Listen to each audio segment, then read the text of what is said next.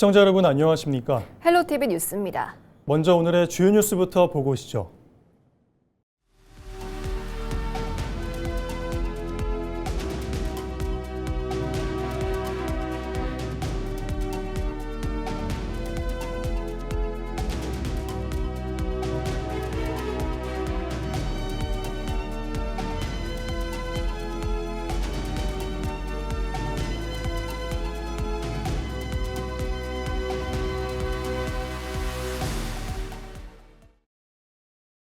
경기도 재정에 빨간불이 켜졌습니다. 당장 8천억 원 가까운 예산을 깎아야 할 처지인데요.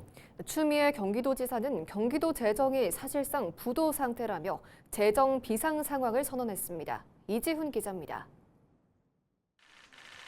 취임 후 경기도 재정 실상을 보고받은 추미애 지사. 추 지사는 지난 도정에 주요 민생 예산을 12개월이 아닌 9개월치만 편성했다고 폭로했습니다. 이 때문에 노인 요양과 소아 응급의료, 학교 급식 예산이 당장 10월부터 바닥나게 됐습니다. 20년 만에 지방채를 한도 끝까지 발행하고 용도가 명확한 각종 기금 5,500억 원도 일반 회계로 끌어다 썼습니다. 추 지사는 현 상황을 더 끌어쓸 재원도 없는 부도 상태로 진단했습니다. 우리 경기도는 새로운 공약 사업을 추진하기는커녕 이미 진행 중인 사업조차 온전히 유지하기 어려운 지경에 이르렀습니다. 민선 8기는 예산이 부족하다는 이유로 상당수 민생사업과 필수 사업의 올해 예산을 12개월이 아닌 9개월만 편성했다는 걸 알았습니다. 원인은 전임 도정의 무리한 기금 탕진과 구조적 세입 부실입니다.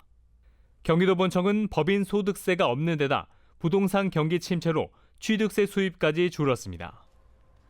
반면 인구 유입과 고령화로 복지 예산은 급증했습니다. 결국 추 지사는 재정 비상 상황을 선언하고 강력한 구조 조정에 들어가겠다고 밝혔습니다. 불필요한 곳에서 먼저 줄이고 더 큰 책임이 있는 곳에 더 많이 감당하도록 하는 공정한 재정 개혁을 추진하겠습니다. 저부터 가장 앞에서 최선을 다하겠습니다. 경기도는 고위공직자 업무 경비를 줄이고 선심성 행사 예산을 전면 중단하기로 했습니다. 또한 정부와 국회에 지방세 제도 개선을 강력히 요구할 방침입니다. 헬로티비 뉴스 이지훈입니다. 폭염 날씨에 계양구 아파트 단지 주민들이 대규모 시위를 준비하고 있습니다. 장기간 진척이 없는 대장 홍대선 청라 연장 사업 때문인데요. 정치권의 역할을 요구하고 있습니다. 이관성 기자가 보도합니다. 인천 계양구의 한 아파트 단지입니다. 단지 안팎으로 대장 홍대선 청라 연장 국가철도망 반영을 촉구하는 현수막들이 곳곳에 걸렸습니다. 주민들이 많이 오가는 길목에는 천막이 설치됐고 주말 대규모 시위에 동참할 이들을 모집하고 있습니다. 폭염 속 시위를 준비하는 주민들은 절박한 모습입니다. 저희가 20년 동안 이거 염원했는데 이번에 제5차 국가철도망에 검토 사업으로 들어갔는데 지금 현재로는 GTX D 노선한테 밀려서 사실 이게 될지 안 될지 걱정하고 있는 겁니다. 청원도 했어요. 7,072명. 근데 그걸 했음에도 불구하고 대장 홍대선 청라 연장 사업은 지난 2021년 제4차 국가철도망 구축 계획에서 추가 검토 사업으로 반영됐습니다. 당시 조건부 반영으로 기대감을 모았지만 5년의 철도망 계획 기간이 끝나가는 지금까지 뚜렷한 진책 없이 제자리에 머물러 있습니다. 이 같은 상황은 제5차 국가철도망 구축 계획 발표가 올 하반기로 다가오면서 주민들의 불안감을 더욱 키우고 있습니다. 주민들은 대장 홍대선의 청라 연장 사업이 국가철도망 건립 계획의 추가 검토 사업으로 반영된 뒤 정치권이 방치했다는 시각을 갖고 있습니다. 근데 그걸 제출했음에도 불구하고 저희 들려오는 답은 다음 단계 해드릴게요. 아니면 좀 고려해보겠습니다. 이런 목소리가 들리니까 주민들이 같이 동원해서 우리가 할 수 있는 방법이 뭐냐? 집회밖에 없다. 주민들은 오는 토요일 오후 계양구 봉오대로변에서 약 1.3km 구간에 걸쳐 대규모 인간띠 잇기 시위를 예고한 상황입니다. 집회 참여자 중 상당수가 60, 70대 고령층인 것으로 알려져 폭염 속 안전사고마저 우려되고 있습니다. 헬로티비 뉴스 이관소입니다.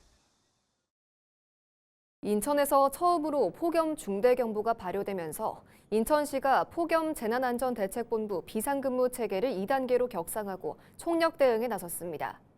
인천은 오전 11시를 기해 옹진과 영종을 제외한 9개 군구에 폭염 중대경보가 발효됐는데요.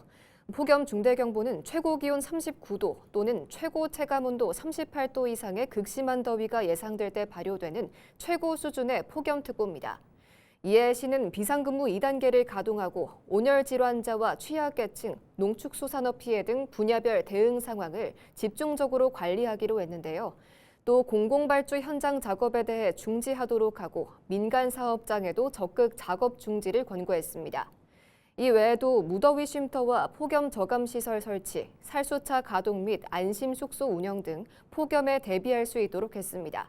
특히 거리 노숙인과 쪽방촌 거주자를 위한 관리는 물론 야외 작업자의 온열 질환 예방을 위해 현장 지도하고 이동 노동자 전용 쉼터도 운영하기로 했습니다.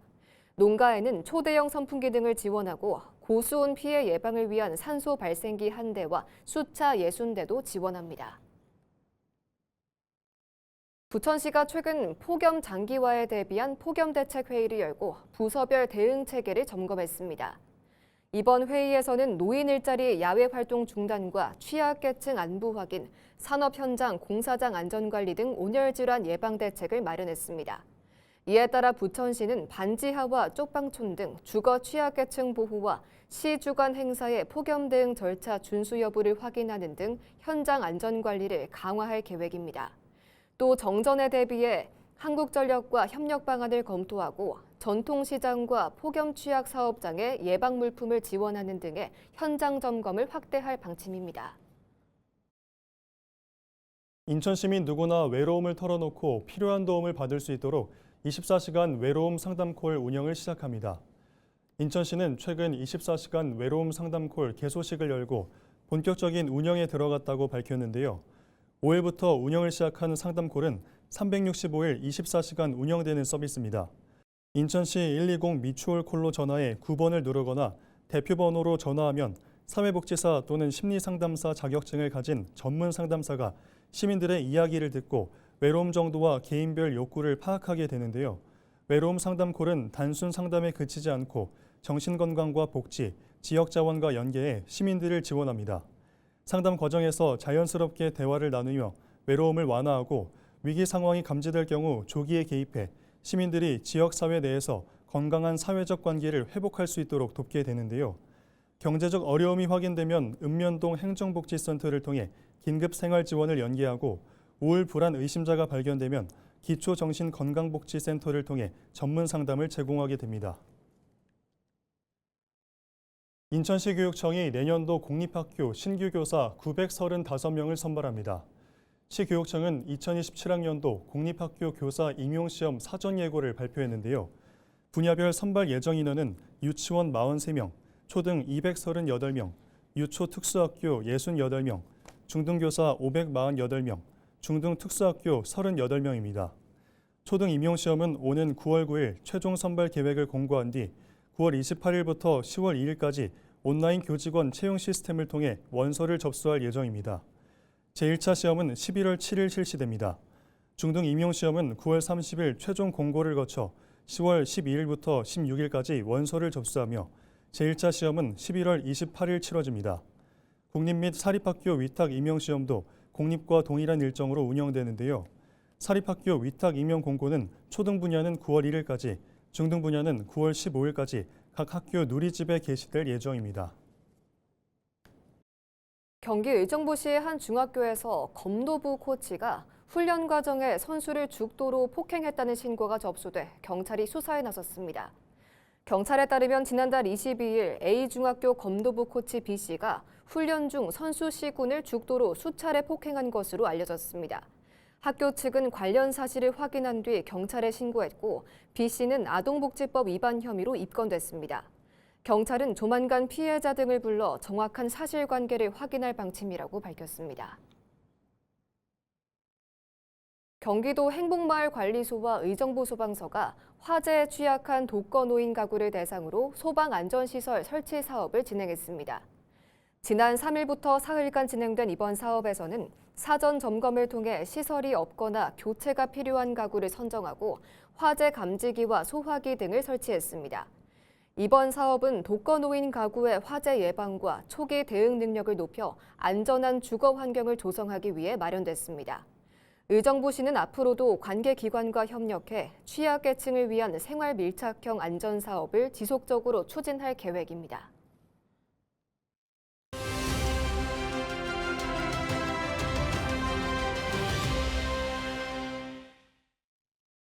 제10대 양천구 의회가 원고성을 마무리하고 본격적인 의정 활동에 들어갔습니다.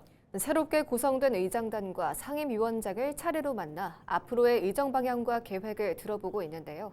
오늘은 곽고은 복지건설위원장을 만나 향후 활동 계획과 주요 현안을 들어봤습니다. 김호 기자입니다.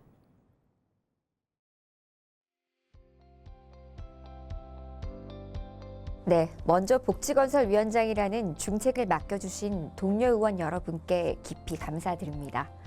우리 위원회는 복지와 주거, 도시 환경, 교통 등 국민의 일상과 가장 밀접한 분야를 다루는 만큼 막중한 책임감을 느낍니다. 그만큼 작은 정책 하나, 예산 하나도 국민의 삶에 어떤 영향을 미치는지 더욱 세심하게 살피겠습니다. 위원장으로서 충분한 논의와 합리적인 판단을 바탕으로 국민들이 생활 속에서 변화를 직접 체감하실 수 있도록 책임 있는 의정 활동을 펼치겠습니다.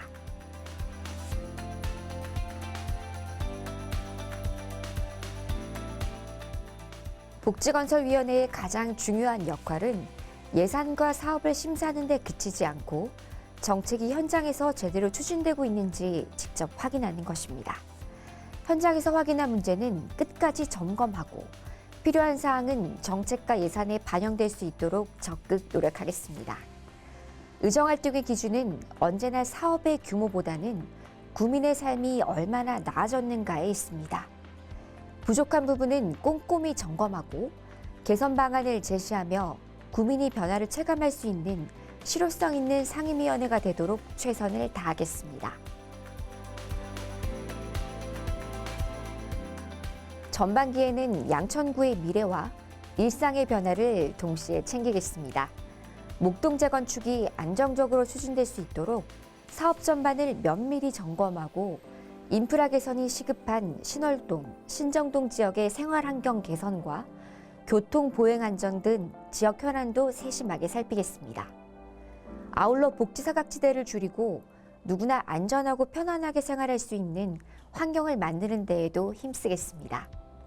지역별 여건을 균형 있게 살피면서 양천구 전체가 함께 발전할 수 있도록 위원회의 역량을 집중하겠습니다.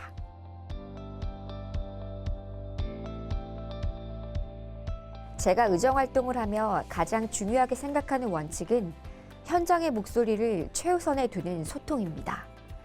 행정이 바라보는 시각과 주민들이 겪는 불편은 다를 수 있기 때문에 늘 주민들의 생생한 의견에 귀 기울이고 있습니다.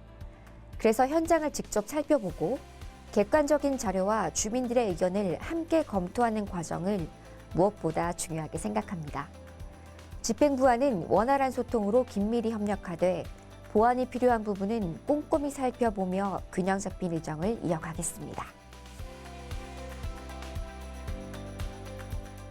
네, 존경하는 양천구민 여러분, 복지와 도시환경의 가치는 겉으로 드러나는 큰 계획보다 매일 마주하는 일상의 작은 변화에서 시작됩니다. 안전한 통학로와 편리한 주거환경, 탄탄한 사회 안전망처럼 구민 여러분의 삶과 직결된 부분을 하나씩 바로잡아 가겠습니다. 구민 여러분께서 신뢰할 수 있는 복지건설위원회가 될 수 있도록 작은 일도 소홀하지 않고 책임 있게 의정활동을 펼치겠습니다. 감사합니다. 무더위가 기승을 부리면서 에어컨 끄기 무서운 요즘입니다. 이렇게 에어컨을 오래 틀다 보면 냉방병부터 고열을 동반한 감염병까지 걸릴 위험이 큰데요. 에어컨 속 세균으로부터 건강을 지키는 올바른 에어컨 관리법과 또 환기 수칙, 가정의학과 전문의에게 들어봅니다.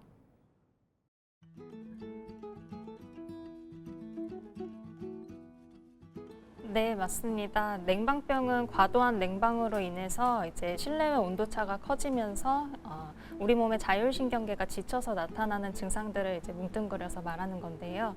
감기처럼 으슬으슬 춥거나 두통이나 소화불량 등이 동반되는 경우가 있고요. 하지만 실내 온도를 이제 적정 온도로 이제 조절을 하고 충분한 휴식을 취하면은 다시 자연적으로 돌아옵니다.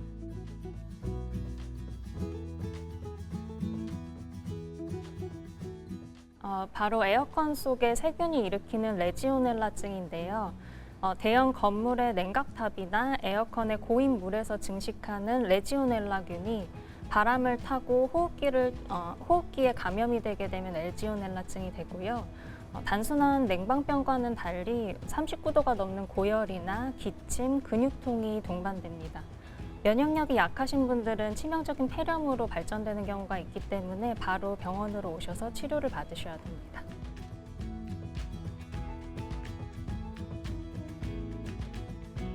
에어컨 필터 청소를 자주 하기는 쉽지 않은데요. 원칙적으로는 최소의 2주에 한 번 정도는 청소를 해야 하고요.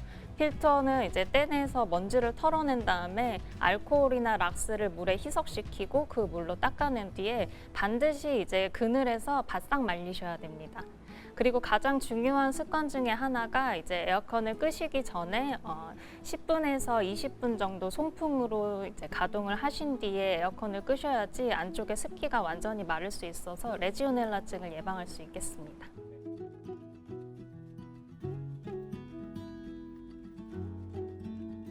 네, 에어컨을 계속 켜두게 되면은 실내에 균이나 오염물질이 이제 쌓여서 밀도가 높아지게 됩니다. 따라서 아무리 덥더라도 2~3시간에 한 번 정도는 10분 이상 창문을 열어서 웬만하면 맞바람이 통하도록 환기시키는 것을 권장드리고요. 냉방 중일 때에도 실내외 온도차가 5도 이상 이제 나지 않도록 유의하시는 게 좋겠습니다. 지난 2023년 개방된 캠프 레드클라우드 통과도로가 의정부 도심의 교통난을 해소하는 역할을 하고 있습니다. 하지만 의정부시는 국방부에 매년 사용료를 내고 있는데요. 의정부시의회가 최근 무상 사용 전환을 촉구하는 결의안을 만장일치로 채택했습니다. 김소영 기자가 취재했습니다.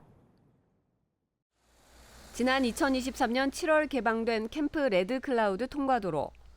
의정부시는 도로 사용료 명목으로 매년 약 1억 6천만 원을 국방부에 지급하고 있습니다. 도로 개방 이후 의정부시와 시민단체 등은 지속적으로 무상 사용 전환을 요구해왔지만 사용료 부담은 계속되고 있습니다. 결국 의정부시의회가 직접 정부를 향해 제도 개선을 촉구하고 나섰습니다. 시의회는 지난달 31일 캠프 레드클라우드 통과도로 국유재산 무상 사용 전환 촉구 결의안을 채택했습니다. 의원 13명 전원이 결의안에 동의했습니다. 근데 이제 그게 국유지라는 이유로 우리가 그 통행료를 내고 사용을 하고 있는 거예요.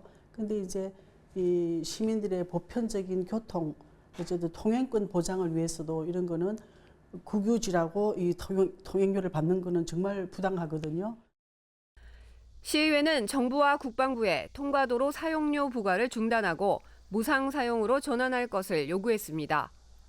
또 국회에 계류 중인 미군 공여구역법 개정안에 조속한 심의 통과와 함께 반환 공여구역을 보유한 지방자치단체의 재정 부담을 덜기 위한 실효성 있는 지원 대책 마련도 촉구했습니다. 우리가 정부와 국방부는 반환 공여구역의 원활한 활용을 가로막는 법적, 제도적 제약을 근본적으로 해소할 수 있도록 국회에 계류 중인 미군 공여구역법 개정안의 조속한 심의 통과를 저희들이 적극 요구하고 있습니다.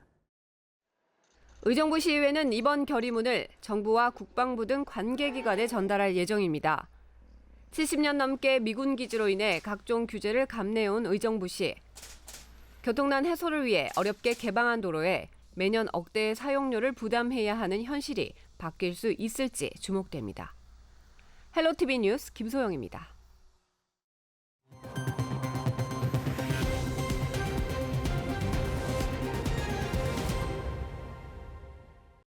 이상으로 뉴스를 마칩니다. 시청해주신 여러분 고맙습니다.